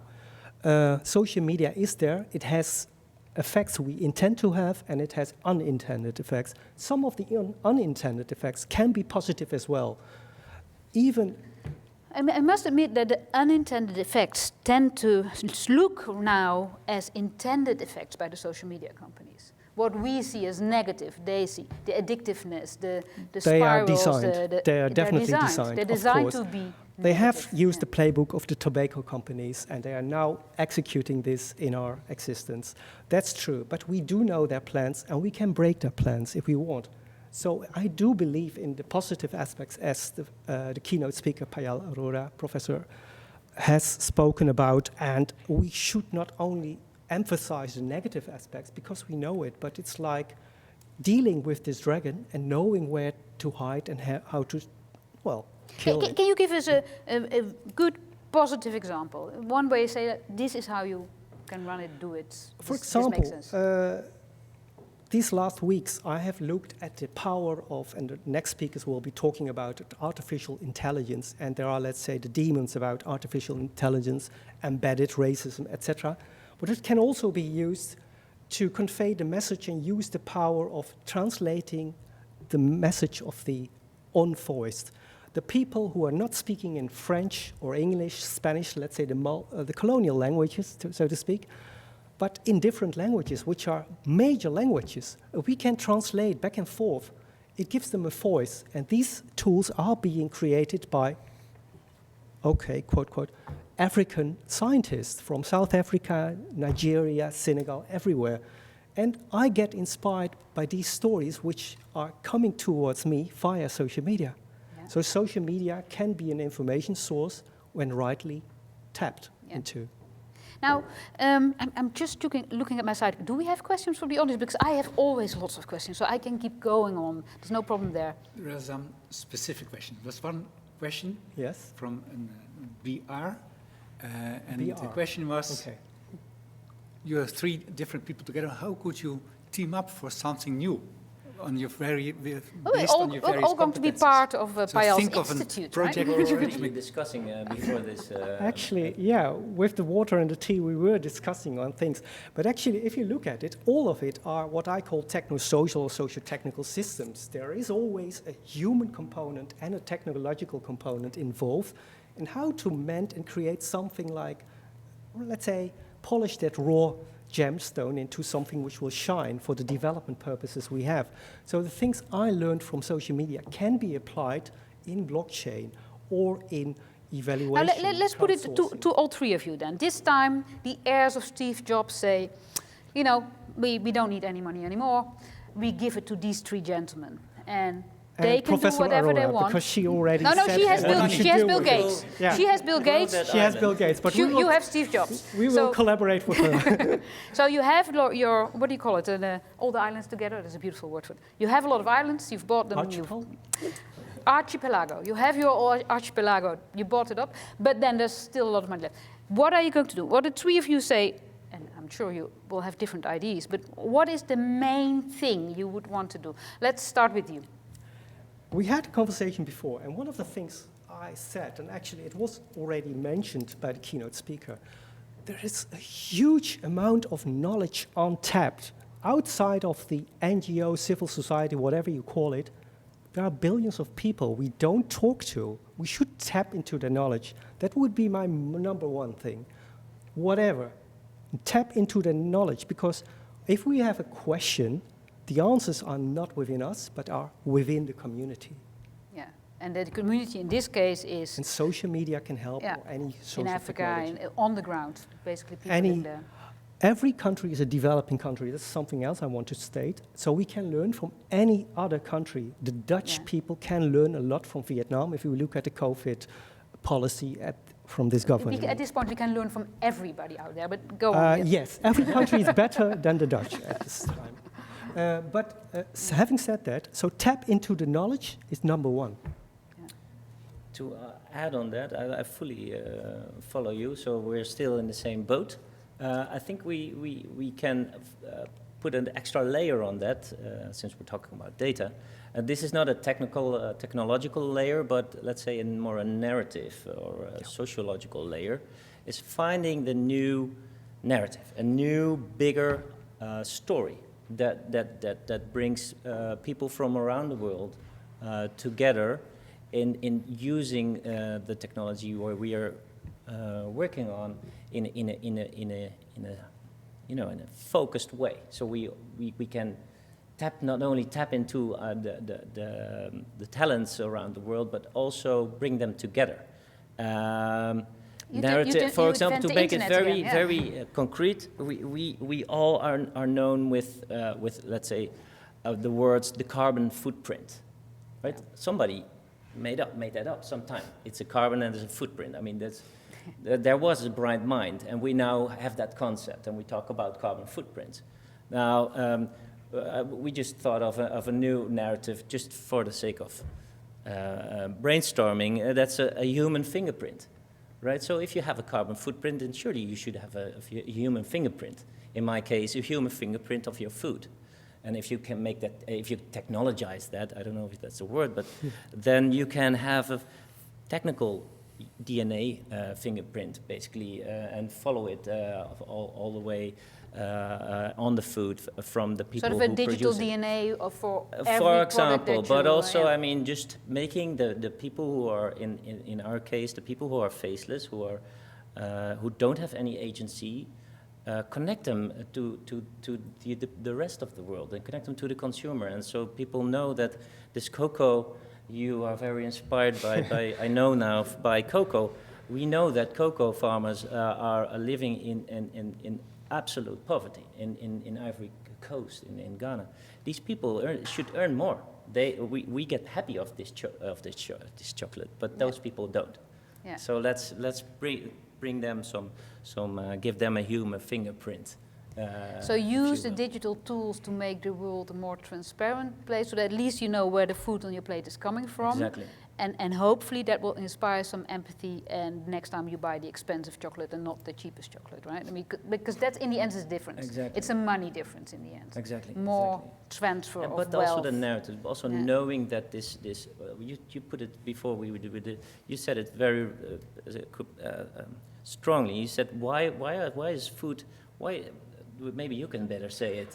Were your words? Okay, we had this, let's say, off-the-topic conversation before, but if I boil it down to the essence, it comes back to the keynote speaker again. Values. What values do we want to bring on the table in our society? How do we want to shape our society and the digital society we live in? Should it be ruled by tech moguls from Silicon Valley or Asia, or are we the persons who should decide together how it should be? And the value I have for chocolate, Okay. that's the thing I want to deliver and It's bring diamonds, in. I am right? willing to pay a fair price for the craftspeople who have labored so hard for bringing that precious food. Yeah. So You think the internet can definitely help. Jeroen, we have to sort of wrap up this part of the discussion. And for that, Yeah. you need data.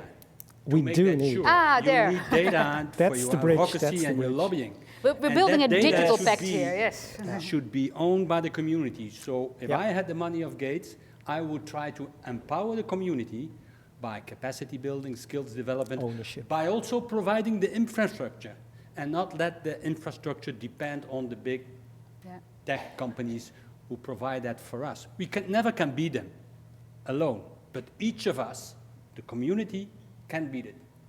We can offer an alternative to the And we internet, can yeah. offer. True. But at this moment, we are not enough aware of the value of data, let alone the communities. Yeah. And if we empower them, they know how to use it to their benefits, because they are clever enough. Yeah, and it's also a big thing. The infrastructure of the whole internet sort of veers the other way right now. I mean, the ownership. It's so convenient to use a big platform that automatically you sign away all your data to whoever offers the platform. Yeah. But maybe one remark, also your question of why so many initiatives fail. Often they fail because we underestimate the technology behind it. It's quite easy to implement the technology in a project and make a nice solution, but to scale it requires huge infrastructure, huge investment. And that's the problem I would like to have discussed with Kitty van Heijden, because donors should be aware that if we don't invest in infrastructure, it means that the big tech companies with their billions and billions, they do it for us. And then we really have to wrap up this part, but infrastructure can be technological infrastructure, but it can also be human capital infrastructure, course. right? It has to be Yeah. training and... Yeah. Yeah, I think So we have need to team wrap up with NGOs, with Yeah. partners, like we do now, we have discussions with a group of NGOs like Waterdaad, Project Connect, to see if we can pool our resources to come with powerful software that can be shared by everyone. Yeah, I think there is a protest from the audience. So, although we had 2 female keynote speakers, they said there's too many men on stage, so let's switch. Sorry. Definitely more time for the women. Blame All my right. parents. Thank you three so much, and build this digital pact, we need it, and we'll continue the conversation. But first of all, thank you for these contributions. Thank you. Yeah.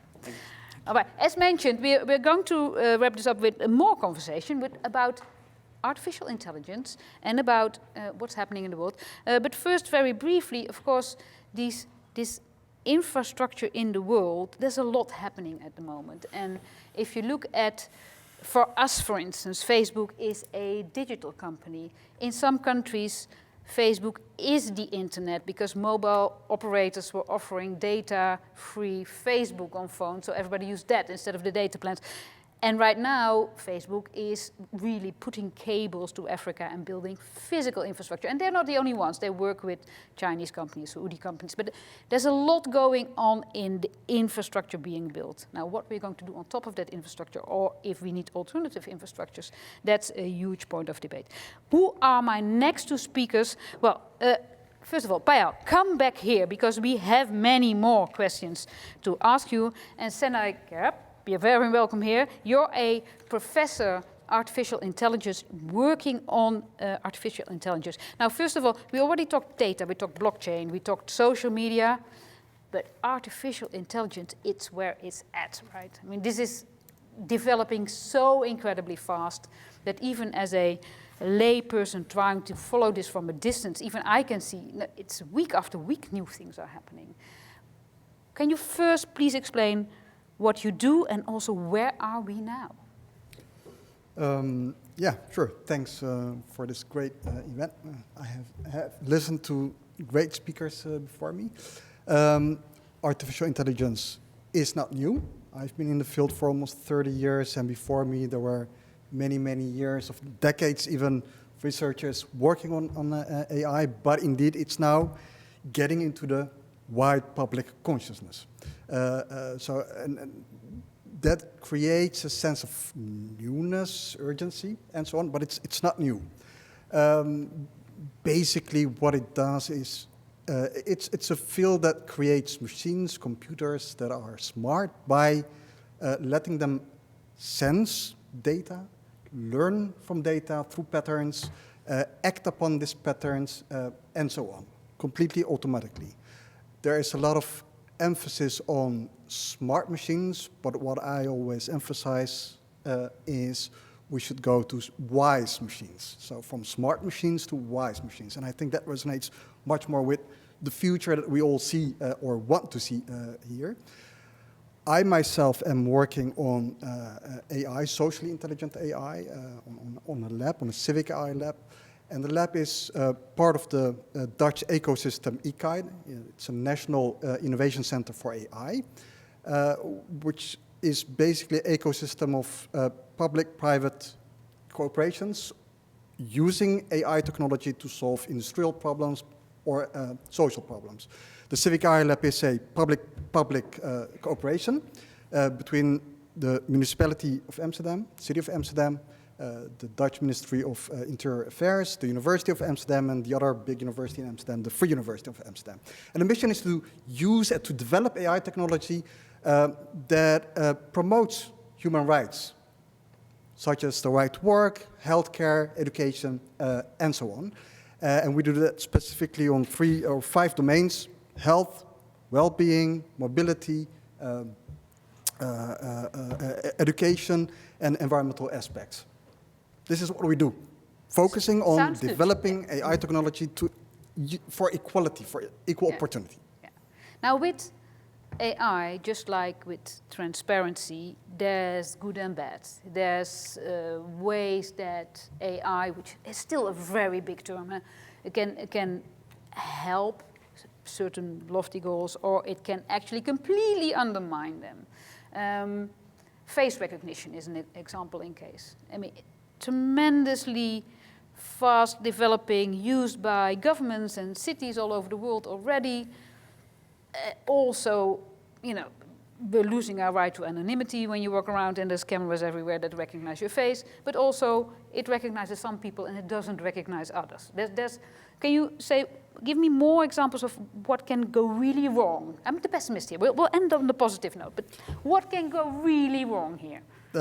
Sure. I mean, you're referring to face recognition. That's now hot in the public media. Because face recognition technology is being used by authorities, by governments, by companies in ways that are not always inclusive and equal and positive. Often that is because the technology is developed in such a way that it is not inclusive. For example, face recognition technology recognizes white men better than white female or black female, even worse. And this is due to the fact that often this kind of technologies are built on the basis of data sets that are not necessarily representative for entire populations. So this is an issue, but there's a heavy emphasis now on the adverse effects of technology, AI technology, and whether it should be regulated or stopped even. And this is, I think, the wrong way to go. Instead of thinking it works against us, face recognition or other technologies, we should think, how can we make it work for us? Okay. And this is a shift in thinking that is really needed in order to capitalize on all the possibilities, opportunities, chances that AI brings with it. So you wouldn't say, okay, stop cameras with face recognition in public space. I mean, the kind of rules that people are now discussing, and this is being discussed all over Europe right now. No, I'm not in favor of that, simply because of the fact that face recognition technology is just one of the many, many, many technologies that exist nowadays that are based on data. You have biotechnology, you have neurotechnology, you have this technology. Oh, yeah. You could also you could recognize somebody by the way they walk without even seeing their face. Technologies that governments use to make decision-making and so on. That means that if we're fair, we also should stop all these technologies because they also are maybe based on biased data. Do we want to go that way, or do we want to include others to make it, to break it up, to see what is happening, and to let people from different communities, different places in the world contribute to a more inclusive technology? Right? So I think regulating, I can understand. Stopping it's not the way to go. Technology will always develop. We should embrace it, and we should make sure that we, as diverse communities, not only use it, but also make it, right? So there's a lot of emphasis on an AI for social good or AI for all. And I always say AI for all cannot be without AI by all. Okay, but that's a big step to take. That's the challenge, but that's what is needed. And okay, how? And please, Pell, what is your view on AI? But join this conversation. Yes, of course. You know, obviously, I really resonate with what he's talking about. And frankly, I mean, look, there's a lot of AI for good, you know, this loaded term good, as if you are supposed to deliver people on democracy, XYZ values. We need to humble, you know, AI in terms of very specific outcomes and not some generic goodness, which, you know, and because if you see these sort of agendas, it's really coming from about 85% of it driven by Silicon Valley, as they are again going to liberate the world. And guess what? They caused the first set of problems, but don't you worry, they've got technological solutions for the next round of problems, right? And so AI problems can often be fixed by social solutions, and we need to see that it doesn't have to be only technological solutions.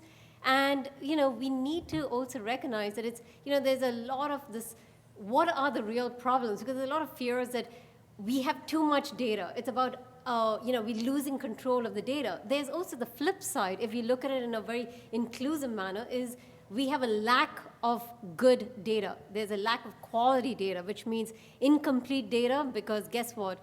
Farmers, people typically have a picture of it being male, right? 85%, I mean, Africa is run by women, farmers, right? But they don't have mobile phones because it's deeply gendered in terms of access. So who is getting represented when we talk about farmers using mobile phones? You know, what are we talking about here, right? So these kinds of, you know, realities get masked by these fictional sort of tropes of males being farmers, or, you know, like healthcare. There's a lot of AI programs being designed for family planning, for example. I've been consulting with certain groups about healthcare in different parts of Africa. So they're like, okay, but a lot of these apps, because we know the genre of health and digital apps are very popular, but it's not sticking. Why? Because they refuse to see that a lot of the young African populations are like generic teenagers around the world who care a lot about self-care. Because if you look at the stats of self-care apps, they're the #1 type of apps out there in the West. So why do we have this sort of dichotomy of, oh, teenagers in Europe and the US have very different needs from teenagers in Africa? Because guess what? They need it even more so because they have no idea, is masturbation normal? Is this body hair normal?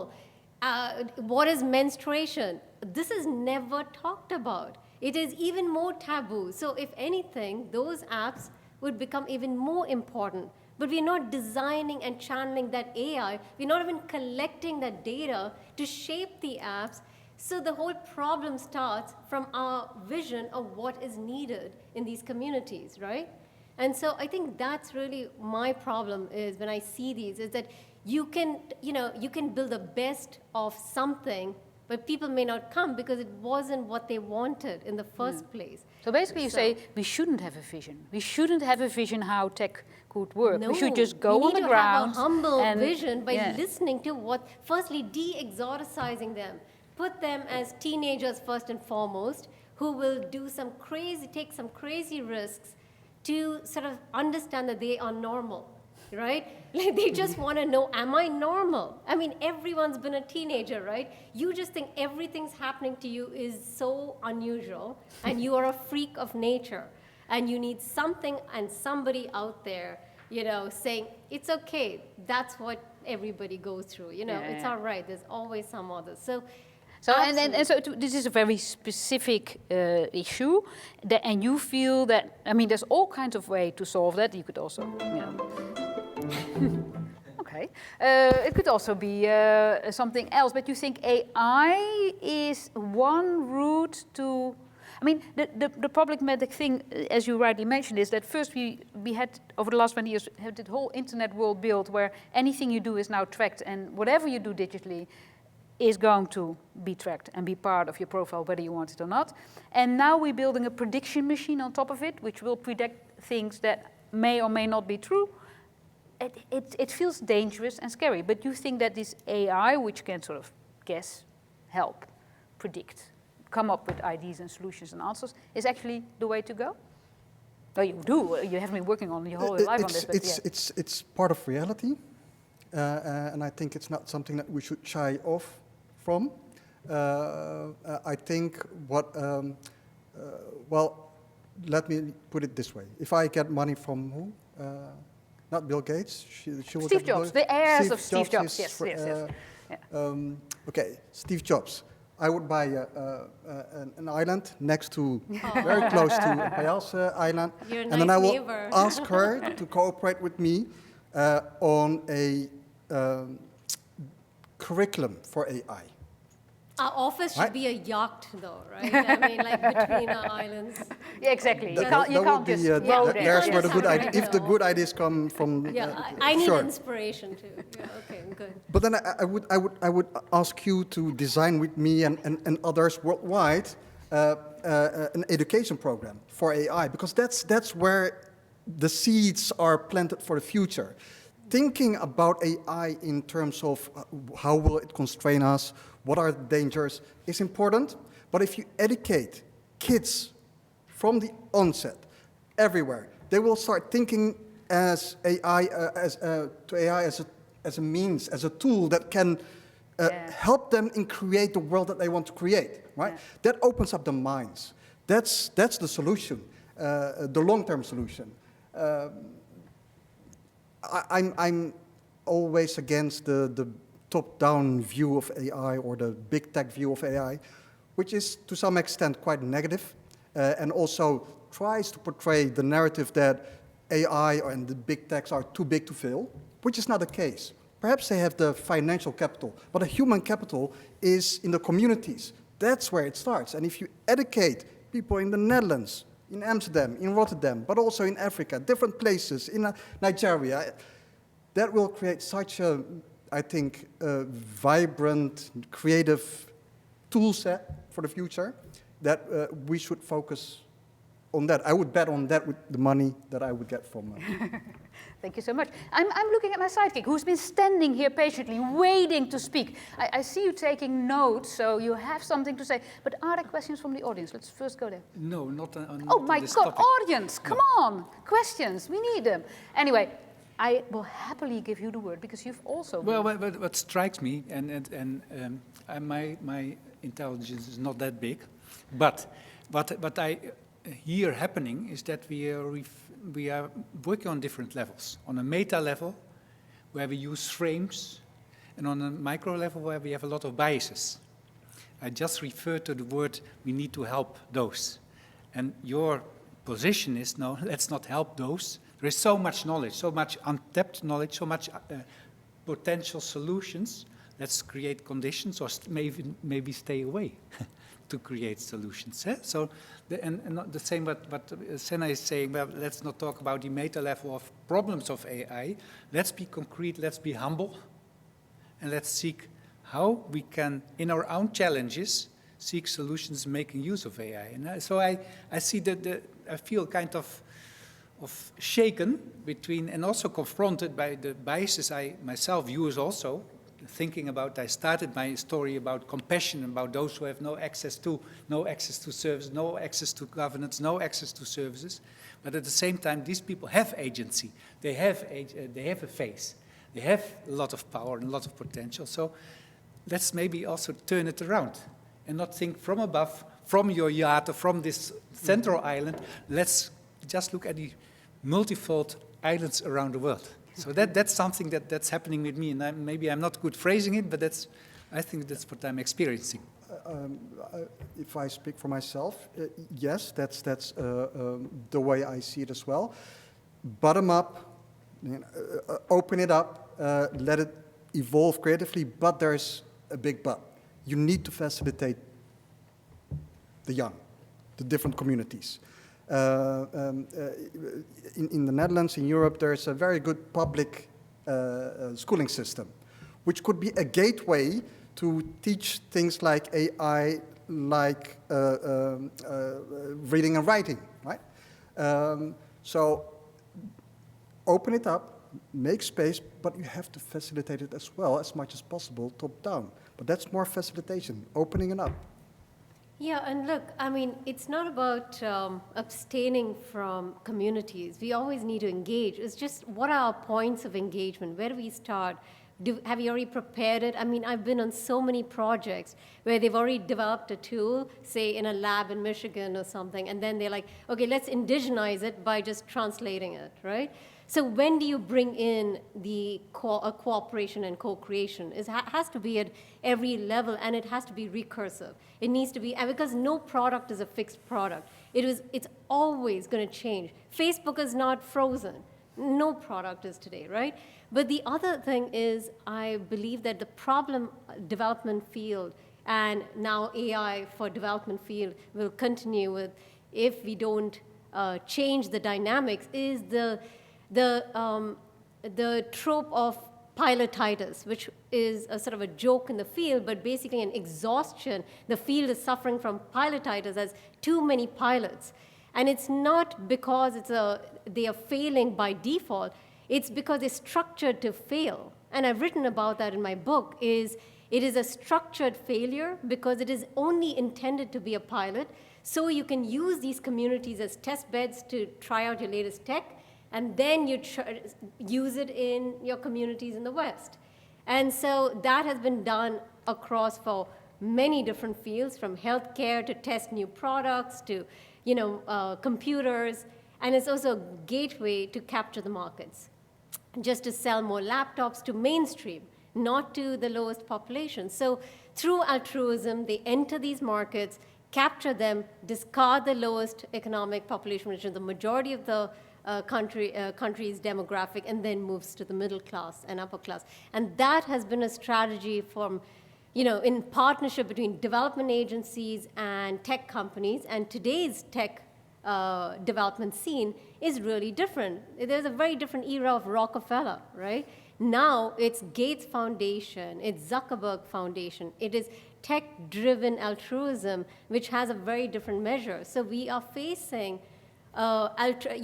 technology oligarchs from multiple levels, and we need to recognize that. So I would say that if we want to get into this game and have real skin in the game, look firstly, identify already existing initiatives and help them move from a pilot phase to a real sustainable institutional phase. Make them institutions. And Europe itself is facing that crisis. The need to move to the next level versus just selling the best ideas to the usual monopolies in place, right? Yeah. So Great. that's what a common ground is. May I just transfer and convey a very specific question which I like from Fabienne. And she asks, how about developing a curriculum based on anti-racism and feminism for AI engineers? AI in itself is not necessarily excluding people, it's the makers behind them and all the creators, holders of the database. That's the question. So, Well, here's an AI engineer that can maybe elucidate. Well, yes, great idea. It's happening, right? It's happening, yeah. Curricula at different universities, nationally and internationally, are now slowly understanding that they have to focus on topics and courses like this: ethical AI, inclusive AI, trustworthy AI. But these are often local initiatives that start up, and what I'm calling for is perhaps also for governments to invest much more in making courses like algorithmic thinking, inclusive thinking, part of the core curricula. So part of the curricula that all students, or even high school students, have to take. That's the next step. Whether these topics, these courses are important or relevant, that's not the question anymore. How can we embed them more stronger in curricula? And how about, I mean, now that everybody's online and most people will have to be working from home for a long time to come, online teaching, of course, has taken off. It's terrible for a lot of people, but nevertheless, you can also find knowledge everywhere. So Harvard has this thing where everybody can follow courses. So you have this big hub of AI knowledge. Could you not be the AI course for the world? I mean, why limit it to local people? Yeah, so there are initiatives like the National AI course that was developed by ICAI, the institute of which I'm part of. Or the ecosystem of which I'm part of. This was inspired by the initiative in Finland. Yep. You see different such initiatives taking place, but the question is, are these courses trickling down, right? Are communities getting this? So these initiatives are not government initiated initiatives? No, it's just like private initiatives. Like, if you want to be a really good AI engineer, you have to have this particular diploma, and then that could mean, you can also infuse some gender balance and so forth in the program. Sure. Anyway, this is just a random idea. We almost have to wrap up. So one last question. Yes, to absolutely. And I just want to convey this question from Peter. It's about values and data, and it's a kind of rhetoric question maybe. But so sharing with essential stakeholders at the beginning what you mean by certain values, including value and data, can help in creating a common basis to be successful in transitions. So is this a statement or a question? Well, it's a question mark. Okay, that's one of those.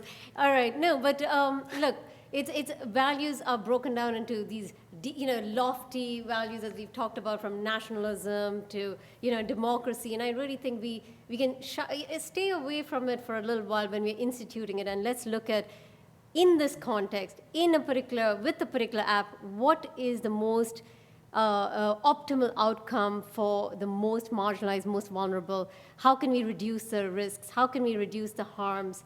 And what is the benefits that can be spread to the most number of people? These are the very concrete measures, which could be simple things in terms of, I'll give you something concrete, because my team, I have this wonderful team at FemLab, which is a lab we're doing on future work in the Global South, and it could be as simple as the brakes for drivers on, say, Uber, right? So between the two rides, there's very little time. So it's a very dehumanizing app. So you have to accept, otherwise your rating goes down.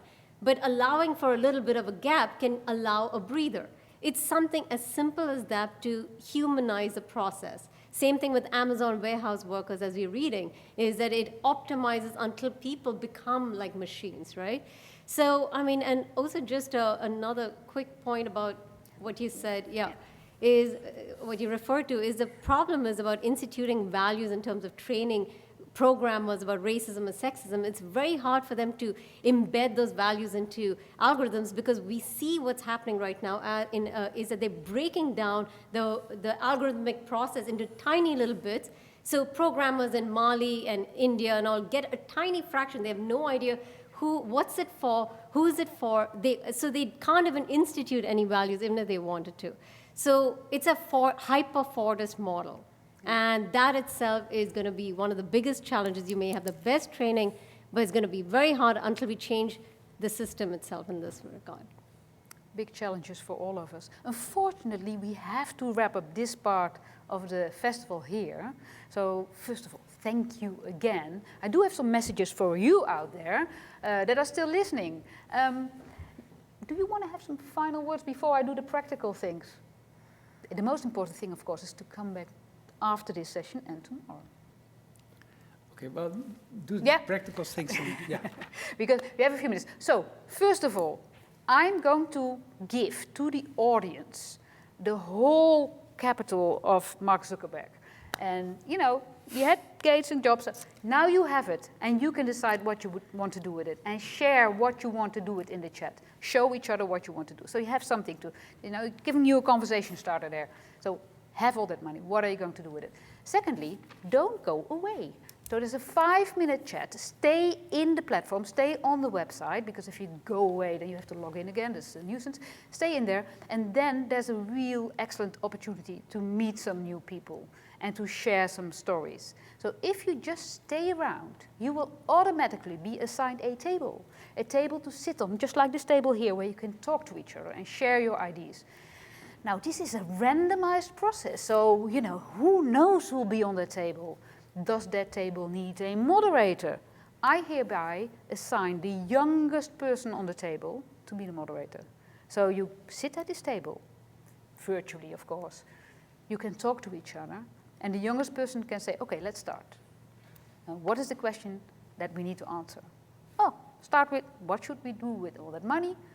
And what is your own experience with digital civic power, and where does it hurt and where does it really work? Share your experiences. That's what festivals are for. Find people and talk to them.